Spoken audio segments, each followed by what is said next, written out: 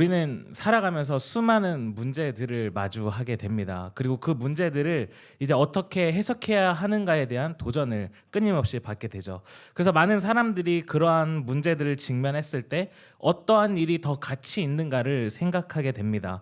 그래서 우리 사회에서 벌어지는 수많은 문제들, 정치의 문제, 경제의 문제, 교육의 문제, 이런 다양한 현상 속에서 더 가치 있는 일이 무엇인가를 찾게 되고 어떠한 일을 결정하는 데 우리는 많은 관심을 기울입니다. 그러나 문제는 사람들의 가치관이나 신념에 따라서 각각 다른 주장을 한다는 것입니다. 똑같은 사건을 다룬 신문만 보더라도 조선일보가 다르고 한겨레가 다르고 국민일보가 다르듯이 가치의 문제란 사람들의 주관이나 기호 그리고 가치관이나 신념에 따라 다르다라는 것이죠. 따라서 때로는 좋다 나쁘다, 싫다 부끄럽다, 기분이 좋다와 같은 이러한 정서적인 것을 포함하여서 옳고 그른 것, 시비를 가리는 것과 같이 원칙을 세우고 판단의 기준이 있어야만 객관적인 판단이 가능한 문제가 바로 이 가치의 문제가 아닌가 싶습니다. 신앙의 문제에 있어서도 마찬가지인 것 같습니다. 제가 이제 강도사 고시를 보았잖아요. 이게 그날 하루에 3과목의 시험을 보고 마지막에 이제 면접까지 봐야 시험이 다 끝나는 겁니다. 이제 시험을 다 치르고 이제 면접을 봐야 하는데 제가 이제 면접 순서 1번이었습니다. 그리고서는 이제 10분 동안 면접을 보게 되는데요. 이제 면접장에 들어가니까 이제 면접관이신 목사님이 타이머를 켜시더라고요. 그렇게 면접이 시작되었습니다. 그래서 처음에는 뭐 제가 써냈던 논문에 대해서 설명해 보라고도 하시고 저에게 이제 어떤 사역을 해왔는지를 이제 물어보셔서 그거에 대해서 설명을 이제 쭉 했었습니다. 근데 이제 그 면접하시는 분이 제가 청소년 사역을 오래 한 걸 아시고 지금 청소년 아이들에게 필요한 것이 무엇이냐라고 물어보시길래 전 교육이라고 대답을 했습니다. 그래서 어떤 걸 교육하겠냐라고 이제 물어보셨는데 저는 신앙생활에 있어서 가장 기본적인 것들을 교육해야 합니다. 그러면서 예를 들어 복장이라고 딱 이야기를 했는데 여기서부터 사단이 난 거예요. 그래서 어떤 복장이냐라고 이제 물어보시는 거예요. 그래서 저는 슬리퍼 같은 거를 신고 오면 안 된다 이 이야기를 했는데 면접하시는 분이 그러시더라고요. 왜 슬리퍼를 신고 오면 안 되냐? 그래서 순간 제 말문이 탁 막히는 거예요. 내가 잘못된 신앙을 가지고 있나? 그럼 교회에 올 때 슬리퍼를 신고 와도 되나요? 안 되나요? 안 돼요? 그럼 면접에서 탈락하시는 겁니다. 자, 다시 한번 물어볼게요. 슬리퍼를 신고 와도 되나요? 안 되나요? 슬리퍼를 신고 오면 안 된다 손 한번 들어보겠습니다. 꽤 많으시네. 네, 손 내려보세요. 그러면 슬리퍼를 신고 와도 된다 손 한번 들어보세요. 대체로 이제 젊으신 분들이 이제 이렇게 했는데 그래도 감사합니다. 물어보는데 대답해 주셔서. 그래서 이제 그러면 손 드신 분들한테 제가 물어볼게요. 제가 이 자리에서 슬리퍼를 신고 설교를 해도 됩니까? 안 됩니까? 왜 여러분은 되는데 저는 안 됩니까? 바로 이제 이러한 문제라는 거죠. 가치의 문제라는 겁니다. 사실 저는 안 된다라는 저는 사실 되고 안 되고를 떠나서 저는 중고등학생 청소년에게 필요한 것이 무엇이냐 교육이 필요하다라고 했지 슬리퍼가 된다 안 된다를 이야기를 한 게 아니었어요. 저는 그냥 교육이 필요하고 저는 사실 슬리퍼를 신고 와도 됩니다. 교육시키면 되잖아요. 모르고 신고 올 수도 있잖아요. 그러면 알려주면 되는 거잖아요. 네, 잘 알려주면 되죠. 그래서 저는 이제 그러한 입장인데 왜 이렇게 같은 교회에서 같이 신앙생활을 하지만 의견이 분분할까요? 아마 가치의 판단의 문제는 어떠한 가치가 더 우선적인가를 생각하기 때문에 그 여부에 따라 달라지기 때문인 것 같습니다. 그래서 가치의 문제를 다룰 때 있어서 기준과 원칙이 중요하다는 것이죠. 자신이 속한 그 공동체가 어떠한 기준과 원칙을 세우느냐에 따라서 답이 달라지기 때문입니다. 그렇다면 여러분들은 오늘 본문을 어떻게 생각하십니까? 방금 성경을 읽으셔서 아시겠지만 예수님께서 이제 귀신 들린 자를 치유하시는 과정에서 귀신들이 돼지떼로 들어갔고 돼지떼는 물에 빠져 죽은 이 사건입니다. 이 사건을 읽고 있노라면 참 답답합니다. 돼지가 한두 마리가 아니라 2,000마리입니다. 이 돼지떼 사건이라는 이 한 가지 사실로 수많은 가치가 대립할 수 있다는 거예요. 지금 예수님 너무 큰 잘못하고 계십니다. 일단 동물보호 단체들의 입장에서 한번 생각해 볼까요? 여러분 돼지는 생명체 아닙니까? 돼지는 뭐 그냥 죽어도 괜찮습니까? 지금 이거는 돼지를 학대하고 계시는 겁니다. 돼지를 학대하고 계시는 거예요. 예수님이 정말 큰 잘못하고 계신 겁니다. 한 마리만 괴롭혀도요, 동물보호단체 눈 뒤집어질 일인데 지금 2,000마리를 어떻게 하는 거예요? 물에 수장시켜버리는 겁니다. 그들의 입장에서는 이건 있을 수 없는 일이죠. 인권단체의 입장에서 한번 생각해 볼까요? 지금 전 세계적으로 굶어 죽어가고 있는 사람들이 얼마나 많은데요. 돼지 2,000마리면 얼마나 많은 사람들이 그 굶주림에서 해방될 수 있는지 아십니까? 도축되는 돼지의 평균 몸무게가 116kg라고 합니다. 그 중에 뭐 뼈라든지 못 먹고 버려지는 부위를 빼고 나면 한 80kg 정도가 이제 먹을 수 있다라고 합니다. 그러면 한번 생각해 봅시다. 200g의 1인분이라고 가정을 했을 때 돼지 한 마리에 약 400인분의 먹을 게 나옵니다. 2,000마리면은 몇 인분이냐? 80만 인분입니다. 여러분 짐작이나 가시나요? 여러분이 너무나도 잘 알고 있는 부탄의 인구수가 2025년 상반기 기준으로 79만 명이라고 합니다. 부탄이라는 한 나라가 전체가 다 먹고도 남는 양이 어떻게 된 거예요? 한 번에 몰살돼 버린 거예요. 그러니까 인권단체 입장에서는 지금 말도 안 되는 일을 예수님이 벌이고 계신 거죠. 경제학자의 입장에서 한번 볼까요? 돼지 한 마리의 가격이 2025년 상반기 기준으로 키로당 5,200원이라고 합니다. 그러면 어림잡아서 키로당 5,000원이라고 잡으면 아까 돼지 한 마리에 평균적으로 116kg라고 말씀드렸으니까 한 58만 원 정도가 한 마리당 나와요. 그러면 2,000마리면 얼마냐? 11억 6천만 원입니다. 지금 예수님 때문에 11억 6천만 원이 어디로 들어가는 거예요? 물속으로 들어가는 거예요. 주인의 입장에서 한번 생각해 볼까요? 이 돼지의 주인이 그렇게 한 건가요? 아니에요. 자기가 버린 게 아니라 갑자기 어디서 듣도 보도 못한 예수라는 작자가 나타나서 자신의 동의도 없이 돼지떼를 물에다가 몰살시켜버립니다. 그러니까 주인의 입장에서는 자다가도 벌떡 일어나지 않겠습니까? 막 자다가도 11억 6천만 원, 11억 6천만 원, 꿈에서도 악몽을 11억 6천만 원에 대한 악몽을 꿀 거란 말이죠. 이 다양한 가치의 충돌이 일어날 만한 사건이라는 겁니다. 제 입장에서 한번 말씀드려 볼까요? 제가 저희 교회에 와서 첫 여름 수련회를 했을 때 가장 기대했던 것 중에 하나가 뭔지 아십니까? 보쌈이었습니다. 교회 수련회에서 보쌈을 준다? 처음 듣는 일이었습니다. 이 하나님께서 수련회라는 광야로 보내시고 갑자기 하늘에서 만나랑 메추라기를 내려 보내주신 것과 같은 느낌이었습니다. 근데 이제 첫째 날 저녁 메뉴가 보쌈이었는데요. 제가 이제 음향이랑 이제 이런저런 세팅을 하다가 조금 늦게 먹으러 갔어요. 그래서 이제 밥을 먹으려고 이제 보쌈을 담고 있었는데 마침 저희 아내랑 저희 아이도 저녁을 안 먹은 거예요. 그래서 저희 아내가 자기들 먹을 것도 이렇게 같이 갖고 오라 그래서 알겠다 그러고 이제 보쌈을 이렇게 막 담고 있었는데 한 권사님이 갑자기 제 등을 이렇게 빡 치시더니 뭐라고 하셨는지 아세요? 그만 가져가. 제가 많이 담지도 않았어요. 이게 저 먹을 양도 다 못 담았는데 이제 아내랑 아이 먹을 것도 퍼야 돼요. 그런데 그만 가져가라는 거예요. 그러면서 덧붙이는 말씀이 이 수련회 관리하시는 관리자분을 갖다 드려야 된다라는 겁니다. 제가 곰곰이 생각을 해봤어요. 아니 지금 내가 여기 남아있는 이 고기를 다 먹고 힘을 내도 모자를 판인데 그만 가져가라니요. 관리자분을 드려야 된대요. 관리자분이 보쌈을 드시고 그래 내가 힘을 내서 우리 한가람교회 중고등부 아이들을 위해 더 열심히 청소해놔야지, 내가 더 열심히 정리해놔야지 하실 거 아니잖아요. 그래서 제가 권사님께 권사님 관리자분보다 제가 더 중요하잖아요. 그리고 저희는 3인분이고 관리자분은 1인분이잖아요. 제가 더 가져갈게요 라고 마음속으로만 이야기하고 권사님께는 죄송합니다 그러고서는 그냥 조금만 가지고 왔습니다. 제가 정말 기대했던 게 딱 2개였거든요. 보쌈이랑 바베큐였어요. 근데 보쌈은 모자라서 못 먹고 바베큐는 제가 직접 굽느라 많이 못 먹었어요. 여러분 제 입장에서 얼마나 이 돼지가 귀한지 아시겠습니까? 이 돼지를, 그 귀한 돼지를 어떻게 하신 거예요?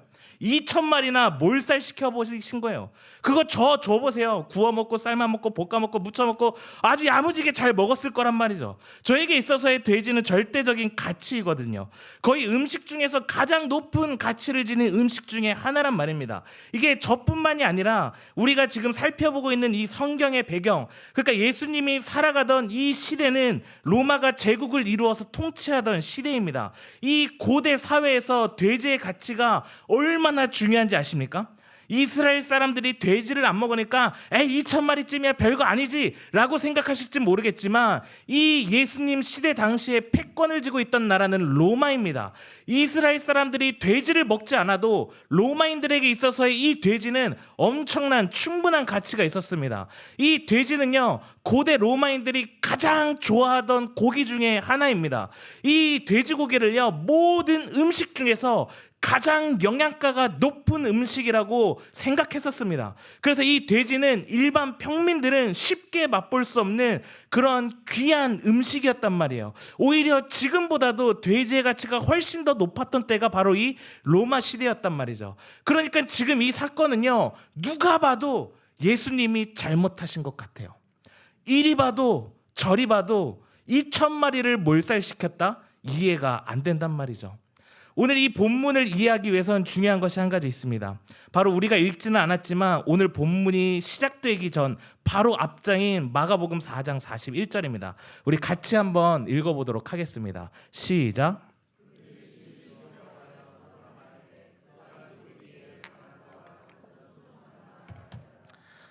예수님이 바람과 파도를 말씀으로 잠잠하게 하시는 그 모습을 보고 의문이 생기는 겁니다. 도대체 그는 누구인가? 4장의 마지막 절은요, 질문으로 끝납니다. 그리고서 5장이 나왔다면 바로 그 질문에 대한 대답이 5장 1절부터의 내용이라는 거겠죠.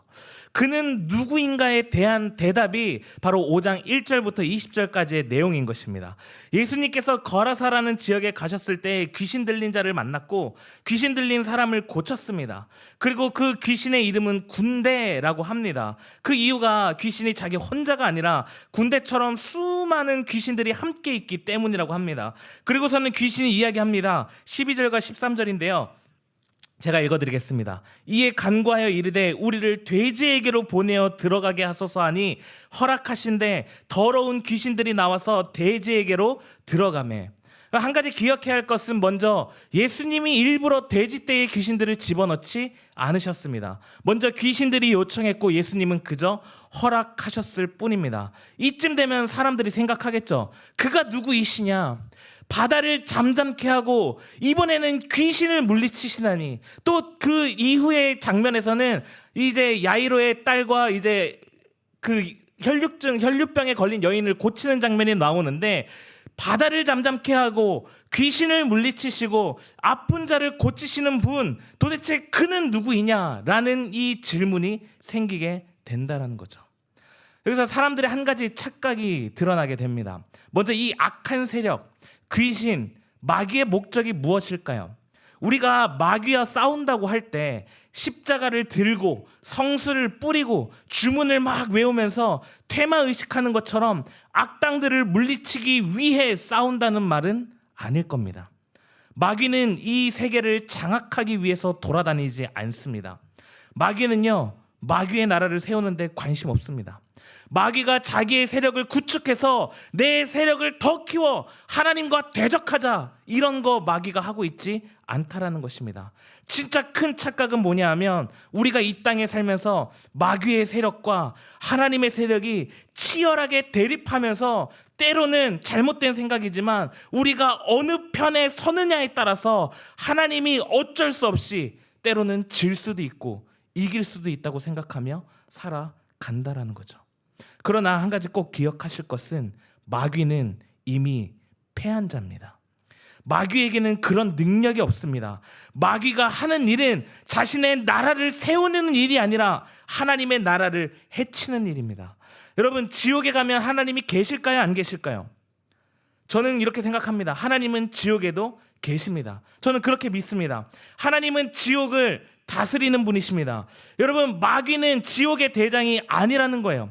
마귀는 지옥에서 고난당할 자입니다. 마귀는 지옥에서 하나님으로부터 형벌과 심판을 받을 자로서 그곳에서 가장 큰 고통을 당할 자가 바로 마귀라는 것입니다. 마귀는 그 하나님의 거룩한 심판 가운데에서, 하나님의 다스림 가운데에서 이미 패한 자라는 것이에요. 오늘 본문의 7절만 보아도 이렇게 이야기합니다. 큰 소리로 부르짖어 이르되 지극히 높으신 하나님의 아들 예수여, 나와 당신이 무슨 상관이 있나이까? 원하건대 하나님 앞에 맹세하고 나를 괴롭히지 마옵소서. 이미 마귀는 귀신은 패한 자의 모습을 보여주고 있단 말이에요. 큰 소리로 외치면서 살려달라고 부탁합니다. 예수님을 하나님의 아들이라 부르면서 살려달라고 부탁합니다. 지극히 높으신 하나님의 아들 예수여, 나를 괴롭히지 마옵소서. 그렇다면 4장 41절의 질문이었던 그가 누구이신가? 라고 물어보았을 때 우리는 이렇게 대답 내릴 수 있을 것 같습니다. 귀신을 물리치신 분. 그런데 이 답변이 조금 만족스럽지가 않습니다. 왜냐하면 마귀는, 귀신은 이미 패한 자니까요. 그렇다면 그는 누구이십니까? 병 고치는 자이십니까? 귀신 들린 사람들을 고치시고, 이 사건 바로 다음에 등장하는 것이 야이로의 딸과 혈루증 앓는 여인을 고치는 사건이 등장합니다. 그러나 여러분들도 너무나도 잘 알고 있듯이 예수님은 단지 병 고치는 것만으로 끝내지 않으셨습니다. 혈루증 앓는 여인을 향하여서 구원을 허락하셨고, 죽은 야이로의 딸을 향하여서 구원을 허락하신 분이 예수님이셨습니다. 이 귀신 들린 자도 마찬가지예요. 20절을 보게 되면 이렇게 나와 있습니다.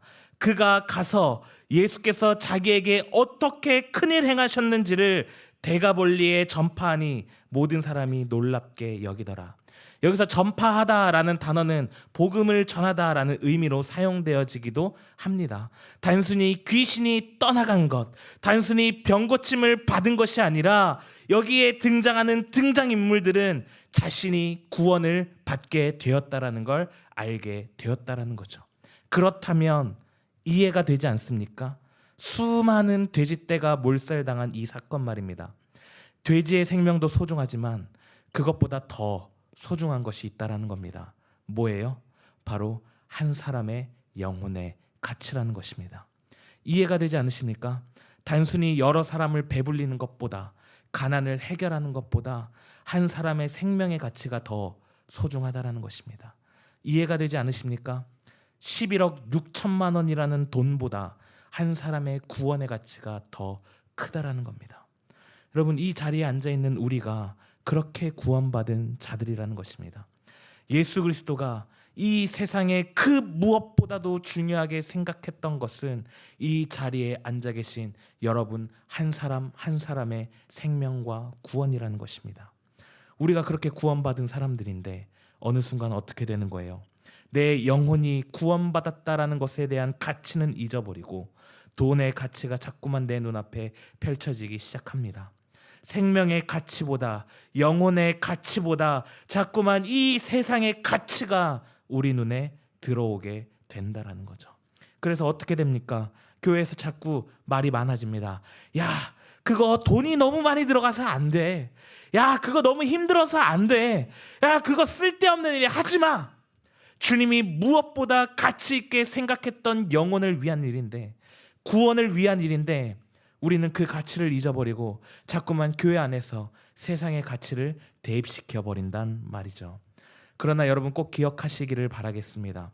그리스도가 우리에게 어떠한 가치를 부여했는지, 그리스도의 가치라는 것입니다. 보십시오. 이 태블릿이 얼마짜리인지 아십니까? 300만 원짜리입니다. 라고 하면 할 것 같아서 제가 가난한 전도사가 어떻게 300만 원짜리를 쓰겠습니까? 여러분, 300만 원에는 우리는 참 많이 놀랍니다. 그런데요, 우리는 어떤지 아세요? 우리가 얼마짜리일까요? 우리는요, 예수님짜리입니다. 예수 그리스도의 목숨으로 값주고 산, 예수 그리스도라는 값어치를 지불하고 산 그 가치를 우리가 지니고 있다라는 거예요. 근데 여러분 놀라세요? 300만 원에는 놀라는데 예수님짜리라는 그 가치에는 우리는 잘 놀라지 않습니다. 예수님께서 우리를 피로 값주고 사신 겁니다. 폐기 처분되어져야 할 우리를 그리스도의 피값으로 사셨다라는 거예요. 그런데 우리는 그 가치를 돈보다도 놀라지 않는다라는 거예요. 그 가치를 집의 큰 평수보다도 놀라지 않는다라는 거예요. 그런데 진짜 이 가치를 제대로 깨닫잖아요. 그러면 그 대상을 보는 느낌이 달라지게 만든다라는 거예요. 여러분, 여기 있는 이 볼펜이 진짜 아무것도 아닌 것처럼 보이지만 이 볼펜이 1억짜리 볼펜이다 라고 이야기하는 순간 어떻게 될까요? 제가 뭐 이렇게 함부로 뭐 이렇게 할까요? 절대 안 그렇겠죠. 뭐 신주단주 모시듯이 1억짜리 볼펜, 1억짜리 볼펜 이러면서 이게 얼마짜리인지 아십니까? 1억짜리 볼펜입니다. 이러면서 제가 이렇게 자랑하고 다니겠죠. 여러분 스스로와 여러분의 이웃을 여러분들은 얼마짜리로 보고 계십니까? 여러분의 부모님, 여러분의 배우자, 여러분의 자녀를 여러분은 얼마짜리로 보고 계십니까? 여러분 스스로와 우리 교회를 여러분들은 얼마짜리로 보고 계십니까? 이제 다음 주인 7월 19일 유치부 여름 성경학교를 시작으로 각급 주일학교의 여름 사역이 시작됩니다. 우리 한가람교회의 다음 세대들의 가치를 기억해 주시기를 바라겠습니다. 예수님 우리를 위하여서도 십자가를 지셨지만 그 아이들을 위하여서도 그리스도의 피값으로 그 아이들을 사셨습니다. 사실 수련회를 하다 보면 상당한 금액이 들어갑니다.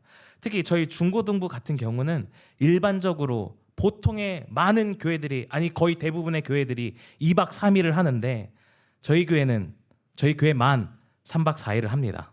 그러다 보니 굉장히 많은 예산이 들어갑니다.